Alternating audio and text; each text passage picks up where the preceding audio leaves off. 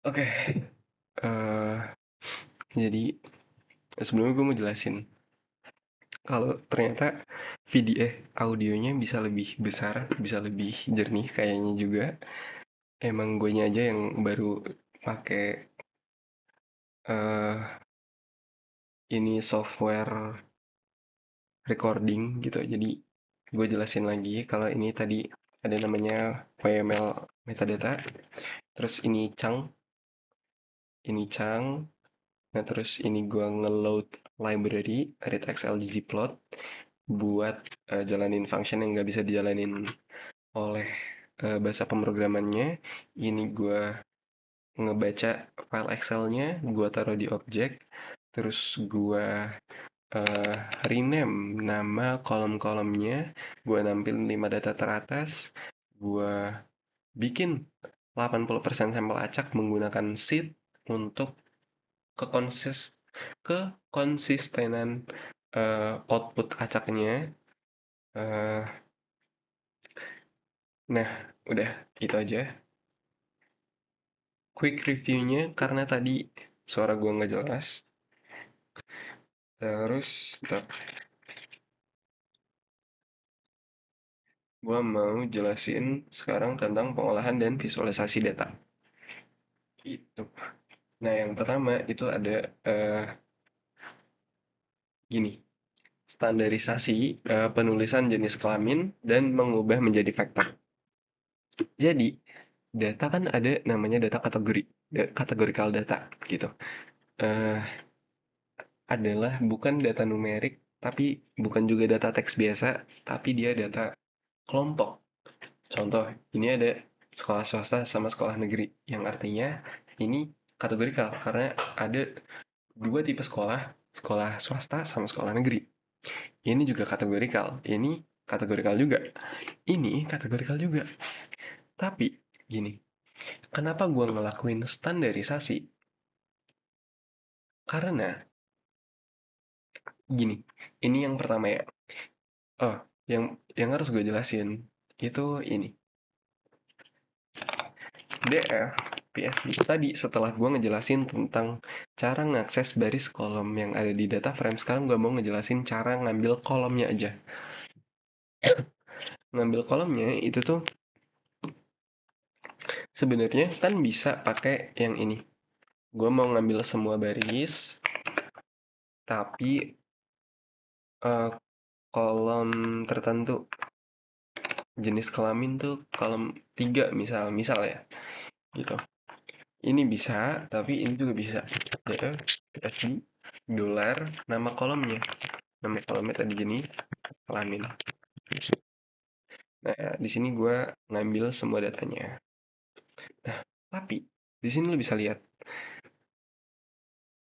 Oh enggak, gue nantinya bakal ngubah eh, jenis kolom ini menjadi sebuah faktor. Kalau di R, faktor adalah gini. Awalnya ini kan adalah sebuah karakter ya. Kalau lu gini, eh, oh, str, str data PSD gitu. Nih, di sini jenis kelamin, lo lihat, ini CHR atau karakter. Jadi dia itu bukan faktor. Nah, faktor itu apa? Faktor itu adalah sebuah kayaknya sih tipe data yang mengelompokkan data kategorikal gitu. Jadi ya karena di kolom itu dia cuma ada perempuan dan laki-laki, ya berarti dia bakal jadi faktor dengan level laki-laki dan perempuan. Level tuh kayak variasi datanya. Ada laki-laki dan ada perempuan. Kategori laki-laki dan kategori perempuan. Kalau tadi berarti kalau asal sekolah, gua berarti faktor dengan dua level. Level sekolah negeri sama sekolah swasta. Terus ada yang tadi asal daerah.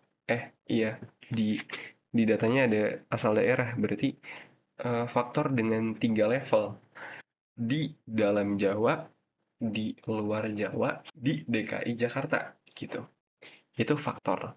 Nah, ketika gue bikin faktor, ternyata faktornya itu nggak cuma laki-laki dan perempuan, tapi ada berapa gitu, lebih dari dua. Itu terjadi karena penulisannya nggak konsisten. Nih, ada perempuan yang P-nya di depannya itu kapital, ada perempuan yang N-nya kecil, ada laki-laki yang dua L-nya besar, ada laki-laki yang dua L-nya kecil.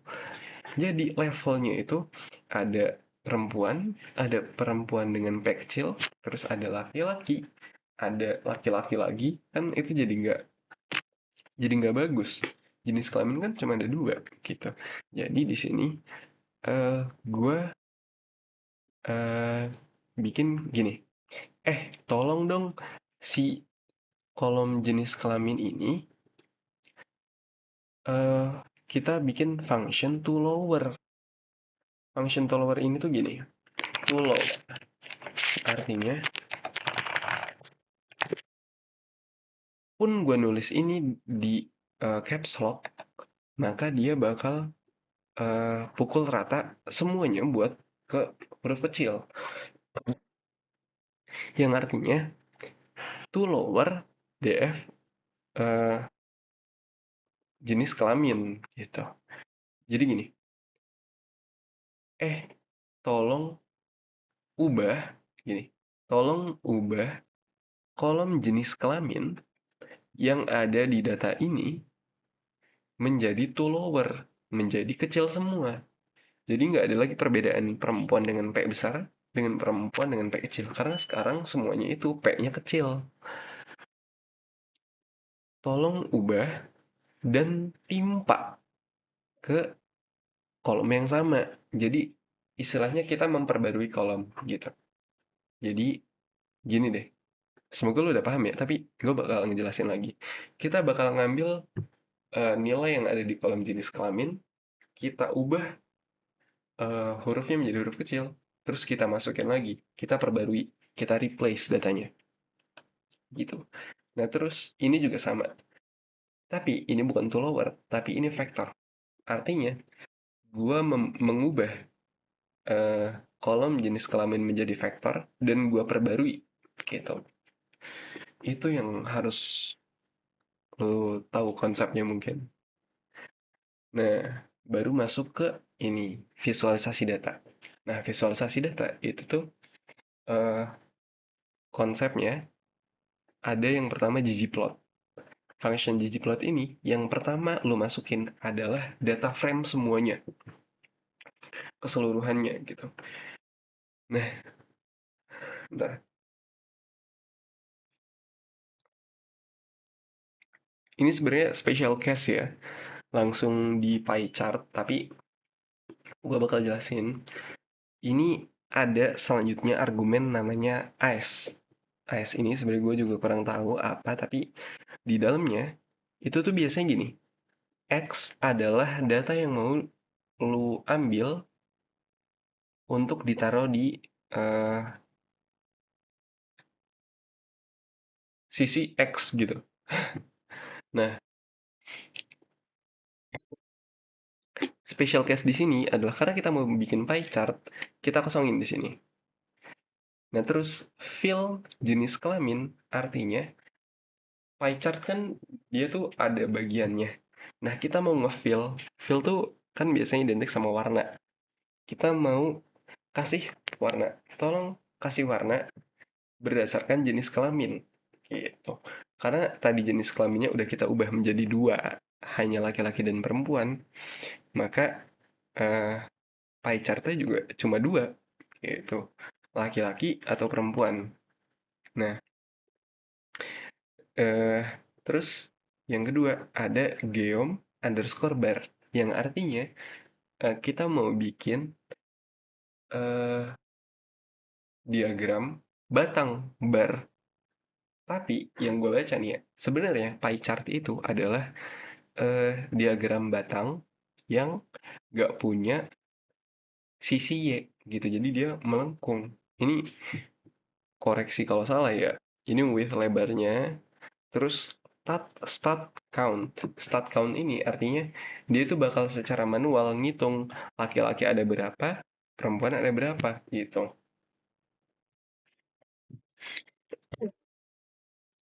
Nah, chord polar theta y itu kita mau bikin eh ini jadi pie chart gitu.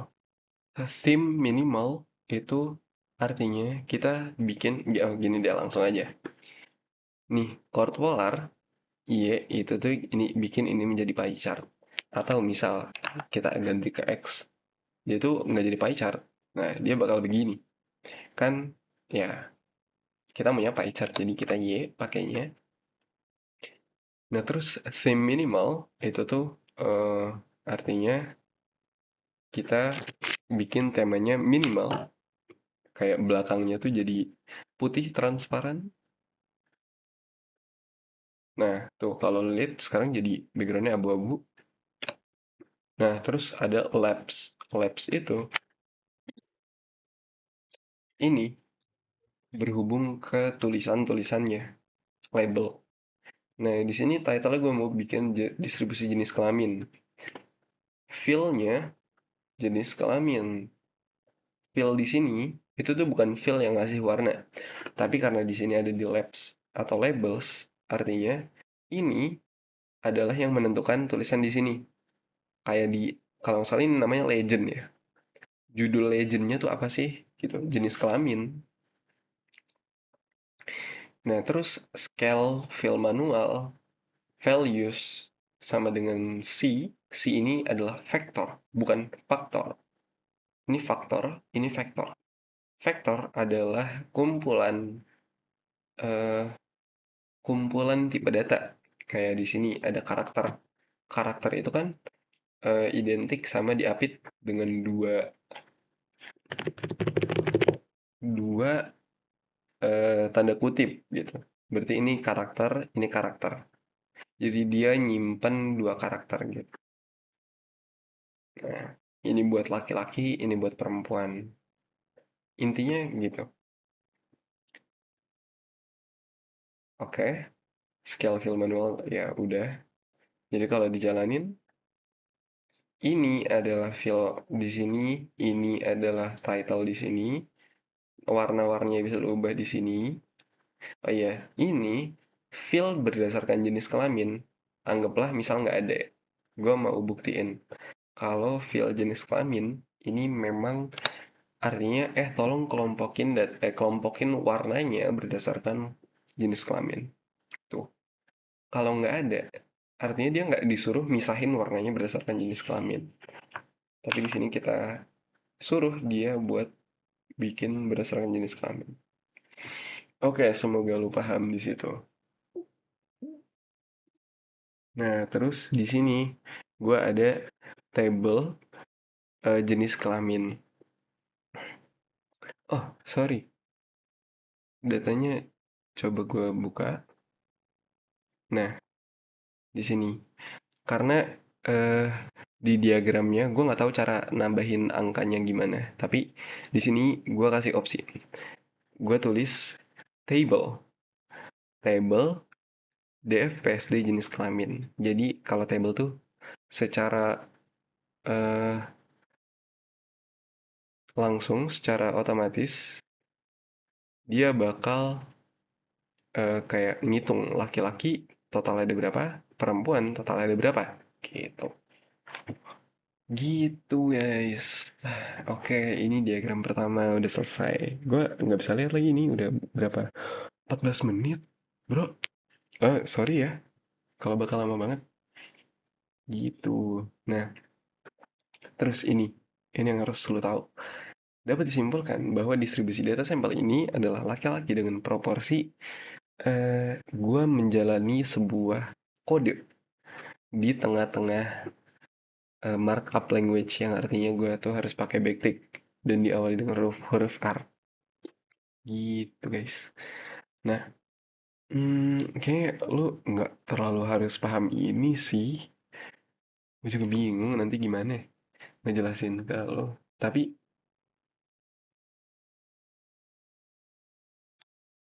hmm, Atau gini,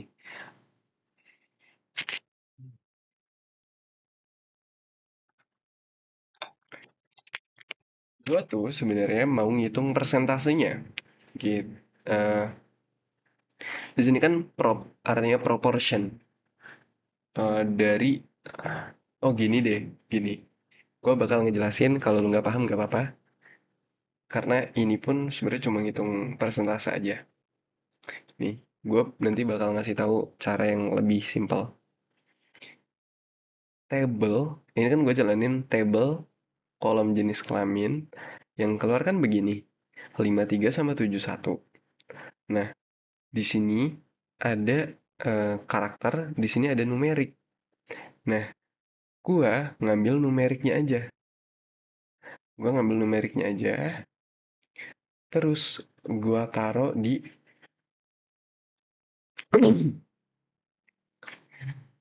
eh, namanya proportion table buat ngitung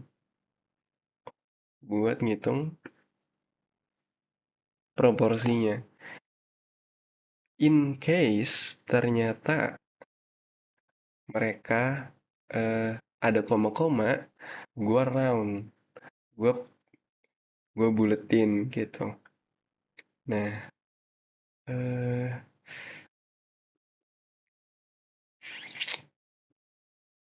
ini gitu deh. Kalau lo nggak terlalu paham, ini mah sorry ya. Aduh. Oke, lanjut ya biar nggak terlalu lama. Nah, terus yang kedua, distribusi program studi. Hasilnya begini. Nah, gue bakal bahas. Yang pertama, ggplot. Ggplot apa? Tadi kita yang pertama kita tuh nyimpen datanya. Kita mau ngambil data yang mana sih gitu. Nah, AS X sama dengan prodi. Nah, AS di sini kita bakal kayak mengelompokkan sumbu X dengan prodi-prodi gitu. Nah, geombar artinya tadi kan kita mau bikin diagram bar batang gitu. AS fill sama dengan prodi itu tuh sebenarnya sama kayak tadi. Maksudnya mau lu taruh di sini fill sama dengan prodi juga bisa. Tapi di sini ya biar beda aja gue naruhnya di geombar. Fill sama dengan prodi. Artinya tolong kasih warna berdasarkan yang lu bedain berdasarkan prodi yang berbeda gitu. Theme minimal sama kayak tadi buat backgroundnya nggak abu-abu. Labs title distribusi program studi. X-nya adalah program studi, Y-nya adalah jumlahnya. Nah, eh oh atau biar lebih bagus ya, gua kasih koma, oh enggak, koma, fill, eh, program. Jadi, tebak ini buat apa? Ini buat rename bagian yang ini, biar nggak prodi gitu. Ting,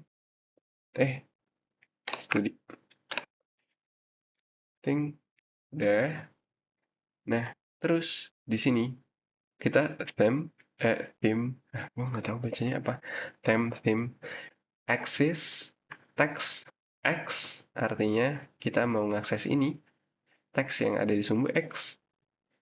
Elemen teks artinya kita mau mengubah elemennya dengan kita ubah angle-nya miring jadi 45 derajat dan age adjust-nya itu adalah gini, antara 0, 0,5 atau 1.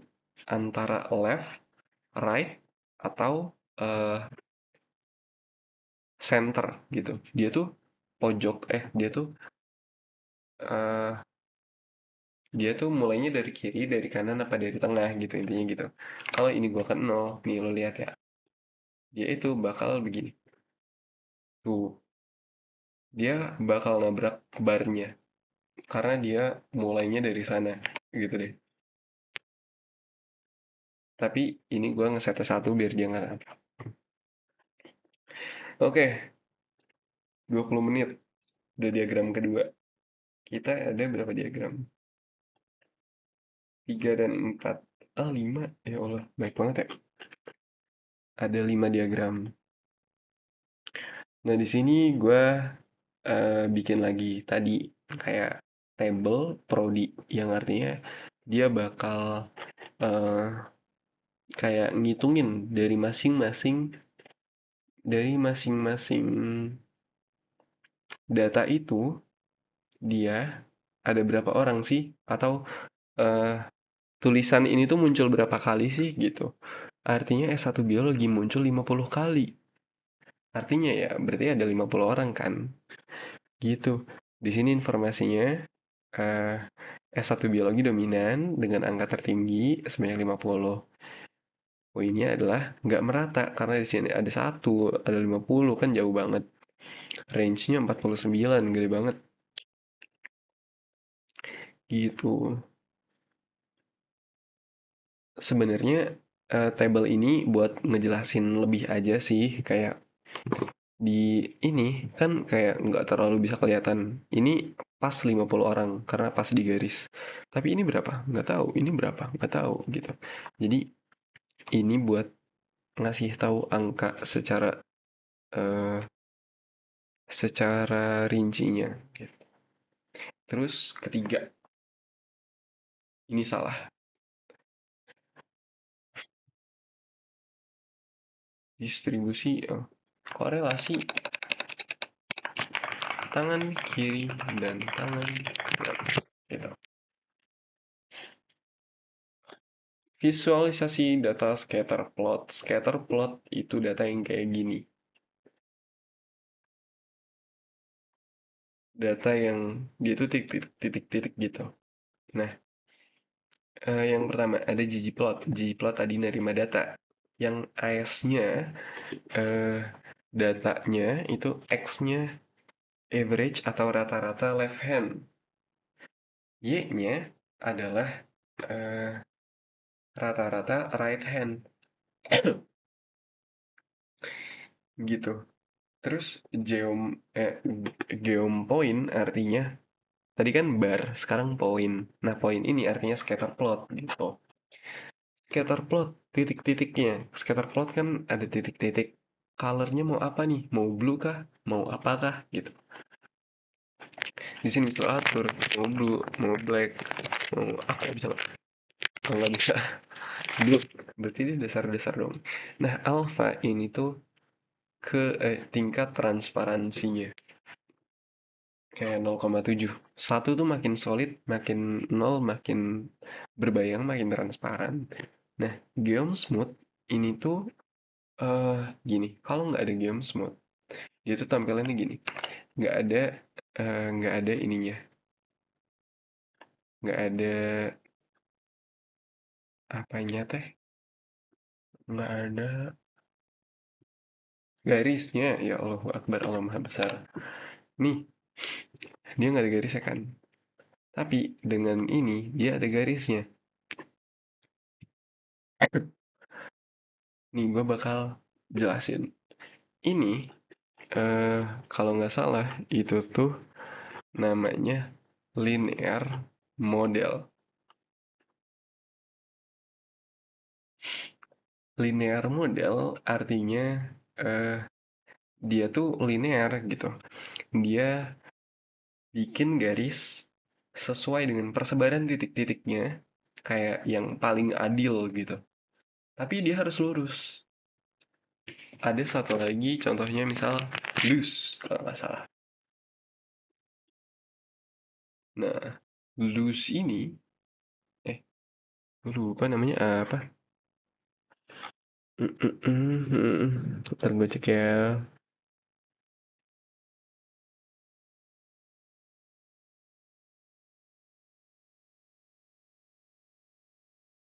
Oh, salah.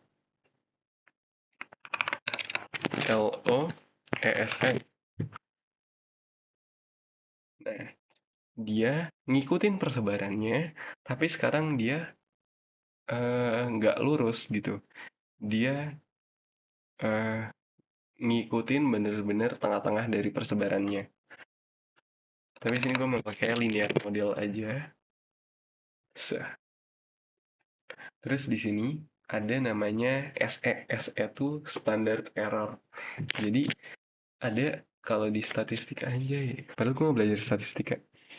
Ada namanya eh, confidence level. Confidence level tuh kayak eh, gini. Karena ini kita cuma ngambil sampel, artinya kan eh, data kita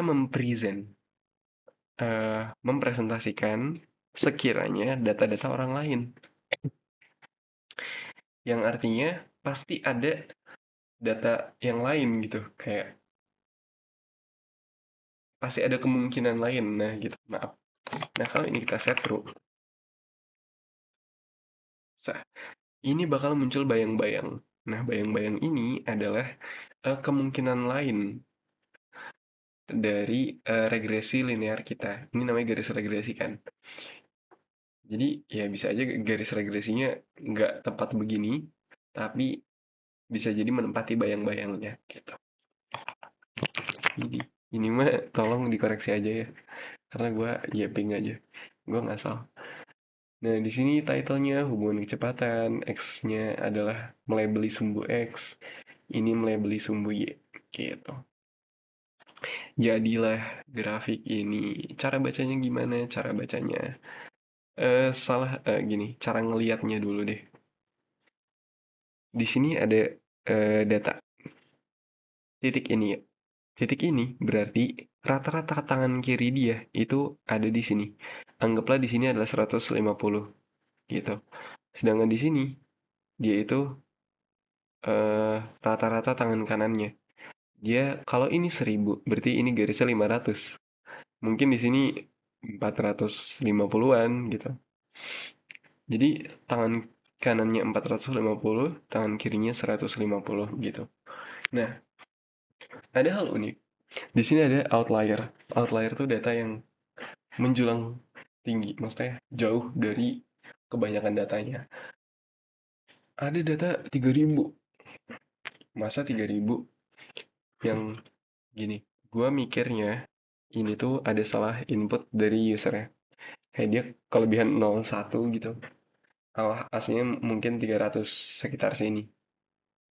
Tapi ternyata dia kelebihan 10. Jadi ya jadi 3000. Jadi ada satu data yang gede banget. Kalau mau diolah sebenarnya harus dihapus karena outliers tuh jelek. Maksudnya tidak menguntungkan. Jadi harusnya dihapus, cuma ya enggak. Nah, eh di sini tren positif, artinya tren positif dia tuh garisnya kan dari kiri ke kanan dan dia tuh naik ke atas. Itu namanya tren positif. Nah, karena tren positifnya itu dia nggak terlalu naik ke atas, jadi sebenarnya ada korelasi antara variabel tangan kiri dan tangan kanan, tetapi dia tuh korelasinya nggak terlalu kuat, karena kalau korelasi yang kuat, harusnya dia tuh naiknya ke atas gitu. Maksudnya kenaikannya kenaikannya menjulang tinggi, nggak yang cuma segini doang gitu. Nah, terus lanjut lagi. Distribusi persebaran sosial media. Nah, ini yang mau gua bahas juga. Kalau gua ngelakuin lagi-lagi standarisasi. Standarisasi apa? Standarisasi. Oh, gini deh, gua potong aja videonya biar kayak lu ya, ini gitu.